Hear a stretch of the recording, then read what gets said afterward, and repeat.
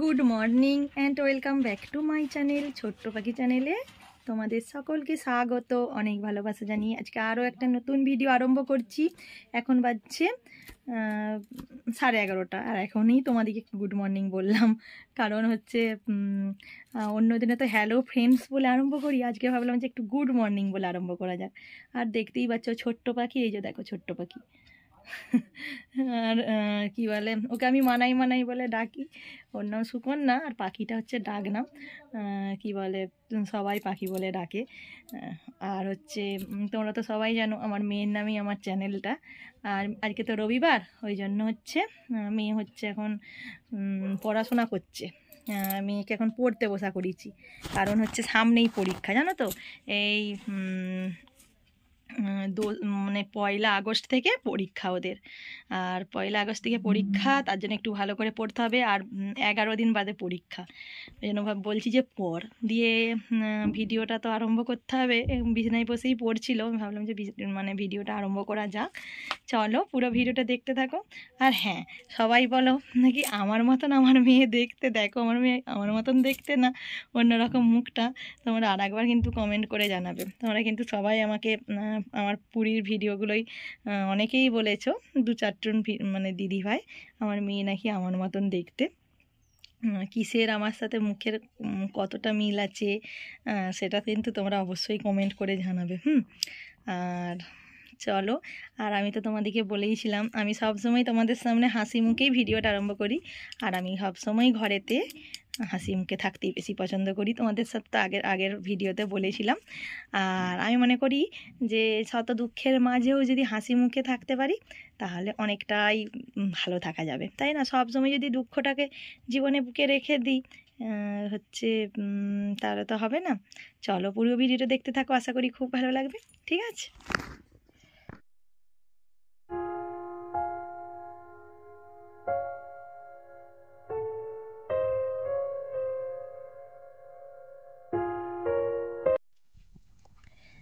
আজকে তো সুজনি শাক করছি, অনেক দিনই সুজনি শাক খাওয়া হয়নি। আজকে তো রবিবার, ওই জন্য ভাবলাম যে তোমাদের দাদাভাইকে বললাম একটু শাক নিয়ে আসবে।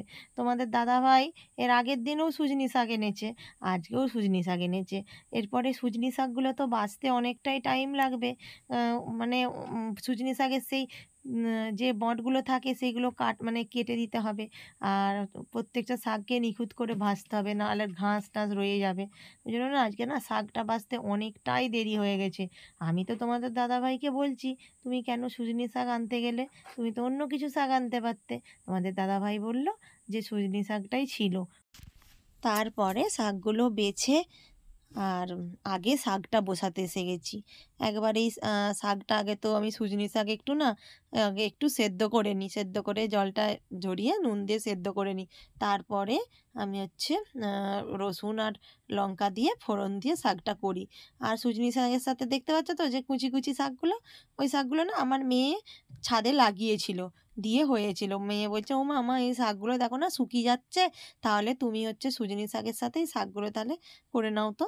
দিয়ে আমি বললাম ঠিক আছে তাহলে করে নিন। তারপরে তো শাকটা বসিয়ে দিলাম। দেখো আমার শাকটা তো প্রায় হয়েই এসেছে, জলটা একটু মরলেই একটু শুকনো শুকনো করে ভেজে নেবো, তাহলেই তো সুজনি শাক কমপ্লিট। আর এই শাকটা না আমার খুব প্রিয় শাক জানো, আর হালকা করে মিষ্টি দিই। আমার খুব প্রিয় শাক এই সুজনি শাক, আমার খুব ভালো লাগে। আর এইদিকে দেখো মানে আমি এখানে মশলা শিলে বেটে নিয়েছি, আদা রসুন, আর এতে হচ্ছে জিরে গুঁড়ো, হলুদ গুঁড়ো আর লঙ্কা গুঁড়ো আছে, আর লবণ আছে। আর আমি এখানে তো আমার মেয়ে আজকে মাংসটা ম্যারিনেট করে দিয়েছে। আমার মেয়েই অধিকাংশ দিনে ম্যারিনেট করে দেয় মাংসটা। দেখো আমি মাংসটা বসিয়ে নিচ্ছি। এত বৃষ্টি আরম্ভ হয়েছে যে কি বলবো। আর আমি তো দেখো গরমে না মুখে চোখে জল নিয়ে নিয়েছি, এত মুখটা গরম করছিল, আর আমরা মুখটা ধুয়ে নিয়েছি, দিয়ে ওই জন্য দেখো মুখটা ভারী হয়ে গেছে। আর দেখো হচ্ছে এত বৃষ্টি পড়ছে, আজকে পিলারগুলো ঢালার কথা। হ্যাঁ, পিলারগুলো আটা হয়েছে কিন্তু আর ঢালা হচ্ছে না, এবার কী হবে জানি না শেষ পর্যন্ত, আজকে ঢালা হবে না ঢালা হবে না, মানে বিরাটই বৃষ্টি পড়ছে। সব এত গুমসনি যে কি বলবো।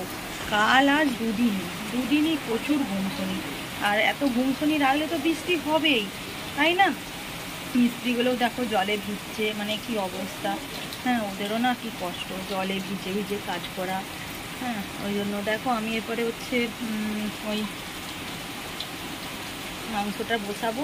শাকটা তো হয়ে গেছে, দেখো আমি সবুজ তৈরি করেছি। দেখো না, আমার মেয়ে না সবুজ চুড়িগুলো এমন এনেছে, মানে কি বলে ইয়ে, এমন সবুজ চুড়িগুলো এনেছে পাতলা একবারে, আর পরতে গেলেই না পট পট করে ভেঙে যাচ্ছে। আমি বকছি যে তুই কেন পাতলা সবুজ চুড়ি আনতে গেলি। হ্যাঁ দেখো, কালারগুলো কিন্তু খুব সুন্দর। হ্যাঁ, দিয়ে আমি একটা কিনবো, আর একটা মোটা দেখে কিনবো। 12টা কিনে এনেছে। 12টার ভিতরে হচ্ছে 6টা ভেঙে গেছে, মানে পরতে দিয়ে এত পাতলা পাতলা। দেখো এই হাতে এখন পরে আছি, এই হাতে 3টে, এই হাতে 3টা, আর ওই হাতে 3টে। চলো, মাংস পেঁয়াজটা ভাজতে দিয়েছি, পেঁয়াজটা তো ভাজা হয়ে গেল। চলো রান্না বান্না তোমাদের সাথে শেয়ার করবো। চলো পুরো ভিডিওতে দেখতে থাকো, আশা করি তোমাদের খুব ভালো লাগবে।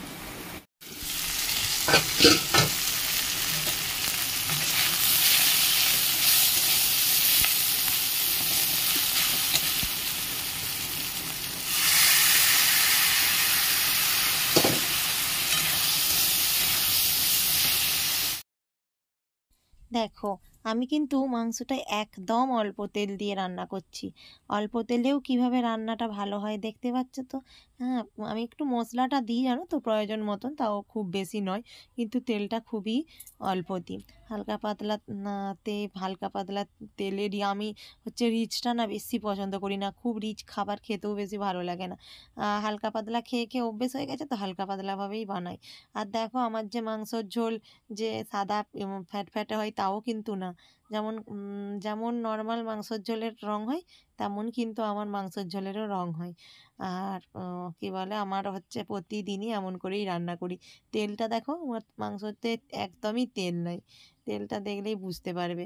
আর এই দিক দিয়ে মেয়ে না দেখো বৃষ্টির জলে ভিজছে। আমি বলছি, এই তুই বৃষ্টির জলে ভিজছিস কেন?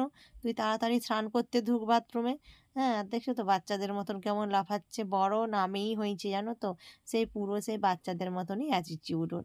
হ্যাঁ, আর দেখো হচ্ছে এই দিক দিয়ে আমি একটু তোমাদেরকে দেখাচ্ছি যে বৃষ্টিটা থেমেছে। এতক্ষণ তো বৃষ্টি পড়ছিল, কি কি বৃষ্টি পড়ছিল যে তোমাদেরকে কি বলবো। তোমরা তো আমি যখন কথা বলছিলাম তখন তো শুনেছো। আর দেখো তোমাদের দাদাভাই কাজ দিকে চলে এসেছে।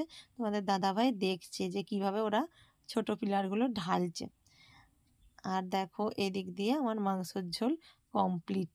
আজকের ভিডিওটা এখানেই শেষ করছি। ভালো থেকো, সুস্থ থেকো। আবার আসবো নতুন একটা ভিডিওর সাথে। Tata, by.